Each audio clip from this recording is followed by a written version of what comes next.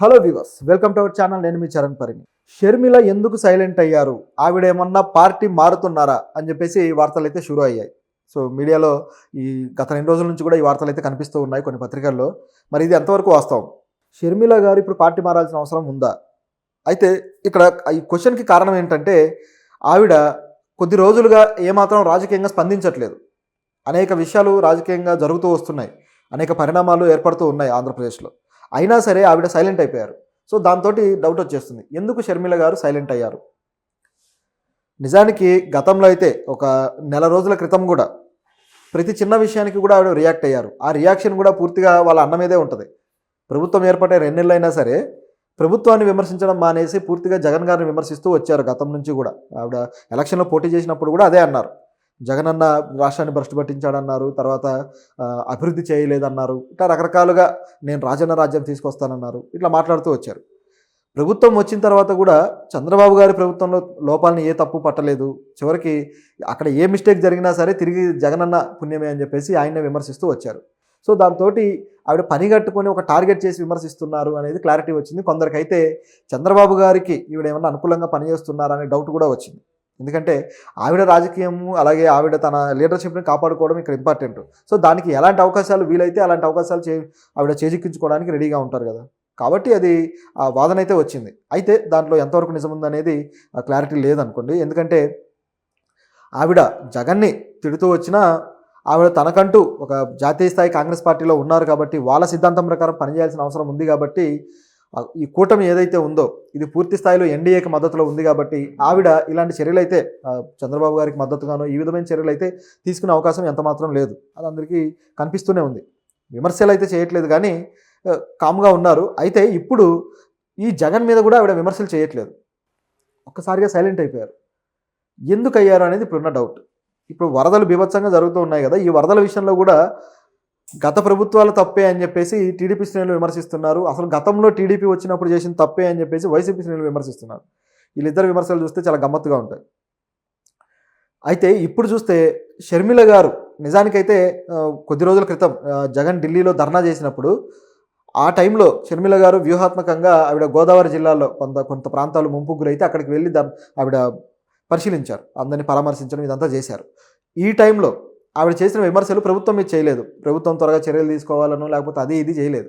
ఏం విమర్శలు చేశారంటే, గతంలో జగనన్న సరిగ్గా చేసి ఉంటే ఈ వరదలు వచ్చి ఉండేవి కాదు అని చెప్పేసి విమర్శ చేశారు. సో దాంతో ఇక ఈవిడ ఆయన వదలరా, ఇక వేరే ఏం లేదా, రాజకీయంగా ప్రభుత్వంలో ఉన్న వాళ్ళం కదా విమర్శించాలి అని అప్పట్లోనే ఒక క్వశ్చన్ అయితే వచ్చింది. కానీ బట్ ఈ జగన్ చేస్తున్న ఈ ధర్నాలో ప్రజల ఫోకస్ అంతా ఇటువైపు ఉండి ఆవిడ వ్యాఖ్యలు కానీ ఇవన్నీ పట్టించుకోలేదు. కానీ ఒక గత 2 నెలల వరకు కూడా ఈ విమర్శలు సాగాయి, ఏది ఎక్కడ కూడా ఆగలేదు. ఆ ఎర్రకాలువ గండి ఏదైతే ఉందో ఆ గండి పడి మొత్తం ఆ ప్రాంతం అంతా కూడా పంట పొలాలు ఇవన్నీ మునిగిపోయినప్పుడు జరిగింది. తర్వాత జగన్ బెంగళూరుకి 3-4 సార్లు వెళ్ళి రావాల్సి వచ్చింది ఈ 2 నెలల గ్యాప్లో. అలా 3-4 సార్లు వెళ్ళి ఆయన రహస్యంగా కాంగ్రెస్ నేతలతో మీటింగ్లు ఏర్పాటు చేసుకున్నాడు. డీకే శివకుమార్ గారితో కలిసి మీటింగ్లు ఏర్పాటు చేసుకోవడం, ఇక్కడ నేను మీకు బేషరతు మద్దతు అయితే ఇస్తాను, కొద్దిగా ఎన్డీఏ నుంచి దూరం జరుగుతున్నాను అని జగన్ కూడా చెప్పినట్టుగా మనకు ఇన్ఫర్మేషన్ అయితే ఉంది వార్తలు. సో ఈ విధంగా జగన్ అక్కడ డీకే శివకుమార్తో మాట్లాడి వచ్చిన తర్వాత 3-4 సార్లు వెళ్ళి మాట్లాడాక ఒక్కసారిగా షర్మిల గారు సైలెంట్ అయిపోయారు. సో దాంతో షర్మిలను కంట్రోల్ చేయడానికి ఇలాంటి స్టెప్ జగన్ తీసుకున్నాడు అన్నట్లుగా మరొక కలరింగ్ అయితే వచ్చేసింది. అయితే ఇది ఒక్కటే కాదు, జగన్ ప్లాన్లో ఇప్పుడు ఆంధ్రప్రదేశ్లో షర్మిల గారికి కనీసం 10% ఓటింగ్ కాదు, కనీసం 2% ఓటింగ్ కూడా లేదు. సో ఇలాంటి పరిస్థితిలో ఆవిడని నోరు ముప్పించడమో లేకపోతే వాళ్ళ పార్టీని ఏమైనా సైలెంట్ చేయడానికి ఏదైనా స్కోప్ తీసుకోవడమో పెద్దగా అవసరం కూడా లేదు ఆయనకి. కాకపోతే ఆవిడ వల్ల జరిగే ఒక అదర్ యాంగిల్లో ఇంకో నష్టం జరుగుతూ ఉంటుంది. ఏంటంటే చంద్రబాబు గారు లేకపోతే పవన్ కళ్యాణ్ జనసేన వీళ్ళు చేయాల్సిన పనిని ఈవిడే చేసేస్తుంది అనమాట. సో దీనివల్ల ఈవిడ వ్యాఖ్యలకి రిలయబిలిటీ ఎక్కువగా ఉండడం అనేది జగన్కి ప్రమాదకరంగా మారింది. ఇప్పుడు ప్రతిపక్షాలు విమర్శిస్తే అది రాజకీయ విమర్శగా వెళ్ళిపోతుంది. కానీ షర్మిల గారు విమర్శిస్తే కేవలం ప్రతిపక్షంగా కాకుండా అది ఎలా ఉంటుందంటే అది సొంత ఇంట్లో మనిషే, అట్లా సొంత ఇంట్లో మనిషే విమర్శించినట్లు అయిపోతుంది అనమాట. సో ఇది ఇక్కడ ఉన్న పరిస్థితి. దాంతో ఇక జగన్ ప్రజలు కూడా నమ్ముతారు కాబట్టి జగన్కి అదొక ఇబ్బందికరమైన పరిస్థితి అయింది. పైగా ఆవిడ పట్టుకునే పాయింట్లు కూడా కరెక్ట్గా పట్టుకొని విమర్శిస్తున్నారు. వీలైతే ఇక ఆఫీసుల్లో జరిగేవో లేకపోతే ఫైల్స్ తగలబెట్టడాలో వీటి మీద మాత్రమే మాట్లాడుతున్నారు. కానీ షర్మిల గారు పరిపాలనలో జరిగిన లోపాలు, గత 5 ఏళ్ల పరిపాలన జరిగిన లోపాలను గురించి కూడా చాలా చాకచక్యంగా మాట్లాడుతూ వస్తున్నారు.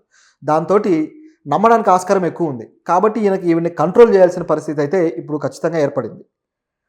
దీంతో పాటు జగన్ ఎన్డీఏ కూటమిలో ఉన్న ఏదైతే బీజేపీ ఉందో, సో ఈ బీజేపీకి దగ్గరగా ఉన్నాడన్న అనుమానం ప్రజల్లో ఉండటం వల్ల ప్రజలు కూడా జగన్ మాటల్ని నమ్మే పరిస్థితిలో లేరు. ప్రత్యేక హోదా మీద విమర్శించినా, లేకపోతే రాజధాని మీద విమర్శించినా, ఏం చేసినా సరే జగన్ మాటల్ని నమ్మట్లేదు. అది ఇక్కడ ప్రజల్లో ఉన్న సమస్య. నిజానికి ఆయన ఓడిపోవడానికి కారణం ఎన్డీఏతో దగ్గరగా ఉండటం వల్ల చాలా పనులు చేయలేకపోయాడు, హామీలు ఇచ్చిన పనులు కూడా. సో దాంతోటి అదొక ఇబ్బందికరమైన పరిస్థితి ఏర్పడింది. సో దాంతోటి ఆవిడ పనిగట్టుకొని ఒక టార్గెట్ చేసి విమర్శిస్తున్నారు అనేది క్లారిటీ వచ్చింది. కొందరికైతే చంద్రబాబు గారికి ఈవిడ ఏమన్నా అనుకూలంగా పనిచేస్తున్నారా అనే డౌట్ కూడా వచ్చింది. ఎందుకంటే ఆవిడ రాజకీయము, అలాగే ఆవిడ తన లీడర్షిప్ని కాపాడుకోవడం ఇక్కడ ఇంపార్టెంట్. సో దానికి ఎలాంటి అవకాశాలు వీలైతే అలాంటి అవకాశాలు ఆవిడ చేజిక్కించుకోవడానికి రెడీగా ఉంటారు కదా. కాబట్టి అది ఆ వాదన అయితే వచ్చింది. అయితే దాంట్లో ఎంతవరకు నిజం ఉందనేది క్లారిటీ లేదనుకోండి. ఎందుకంటే ఆవిడ జగన్ని తిడుతూ వచ్చినా ఆవిడ తనకంటూ ఒక జాతీయ స్థాయి కాంగ్రెస్ పార్టీలో ఉన్నారు కాబట్టి, వాళ్ళ సిద్ధాంతం ప్రకారం పనిచేయాల్సిన అవసరం ఉంది కాబట్టి, ఈ కూటమి ఏదైతే ఉందో ఇది పూర్తి స్థాయిలో ఎన్డీఏకి మద్దతులో ఉంది కాబట్టి ఆవిడ ఇలాంటి చర్యలు అయితే చంద్రబాబు గారికి మద్దతుగానో ఈ విధమైన చర్యలు అయితే తీసుకునే అవకాశం ఎంత మాత్రం లేదు. అది అందరికీ కనిపిస్తూనే ఉంది. విమర్శలు అయితే చేయట్లేదు కానీ కామ్గా ఉన్నారు. అయితే ఇప్పుడు ఈ జగన్ మీద కూడా ఆవిడ విమర్శలు చేయట్లేదు. అలాగే ఇప్పుడు ఆయన ఎవరైతే రాజ్యసభ సభ్యులు కావచ్చు, వీళ్ళని కూడా అటువైపు మద్దతు ప్రకటిస్తూ కొన్ని సందర్భాల్లో ఆయన చేస్తూ రావడంతో ఇక ప్రజలకు కూడా, అంటే ఇక జగన్ వీళ్ళకి తొత్తుగానే ఉంటాడు తప్పితే సొంతంగా ఏపీ డెవలప్మెంట్ కోసం తనకంటూ ఒక కష్టాన్ని చూపించి పనిచేయడం అన్నట్లుగా అయిపోయిందన్నమాట. ఇప్పుడు ఆ స్టాండ్ అనేది మార్చుకోవాల్సిన అవసరం ఆయనకి వచ్చింది. ఎందుకంటే ప్రభుత్వానికి అనుకూలంగా మాట్లాడుతూ ఉన్నన్ని రోజులు కూడా ఆయన ప్రభుత్వం తప్పులను చూపించకపోతే ఇక ఆయన్ని ప్రజలు నమ్మి ఓటేయడానికి రెడీ అవ్వరు కదా. ఆ ప్రభుత్వ వ్యతిరేక ఓటు పోతుంది, అదేవిధంగా తన అనుకూల ఓటు కూడా పోతుంది. సో ఈ భయంతో ఇక జగన్ పూర్తిగా స్టాండ్ మార్చుకున్నాడు. కాంగ్రెస్కి కొద్ది గొప్ప మద్దతుగా నిలబడితే కనీసం ప్రజలు వ్యతిరేక ఓటు ఏదైతే ఉందో అదన్నా ఇటువైపు వస్తుందనే ఇదితోటి జగన్ ఇక స్టాండ్ అయితే తీసుకున్నారు. ఇక ఆయన కేసులు ఇవన్నీ అంటారా, అవి ఒకవైపు సాగుతూనే ఉంటాయి, అవేం ఆగవు. ఈ కోణంలో షర్మిలని కంట్రోల్ చేయడానికి ఆయన ఒక స్టెప్ తీసుకోవడం వల్ల డీకే శివకుమార్, అలాగే పైనుంచి కూడా రాహుల్ గాంధీ వీళ్ళ ఫోన్ కాల్స్ వల్ల షర్మిల సైలెంట్ అయ్యారనేది ఇప్పుడున్న వార్త. సో ఇందులో మరొక రూమర్ కూడా వచ్చిందనుకోండి, ఒకవేళ జగన్ ఈ విధంగా చేయడం వల్ల షర్మిల పార్టీ కూడా షిఫ్ట్ అవుతారా. ఎందుకంటే జగన్ ఇక కాంగ్రెస్తో ఉన్నన్ని రోజులు షర్మిల విమర్శించలేరు.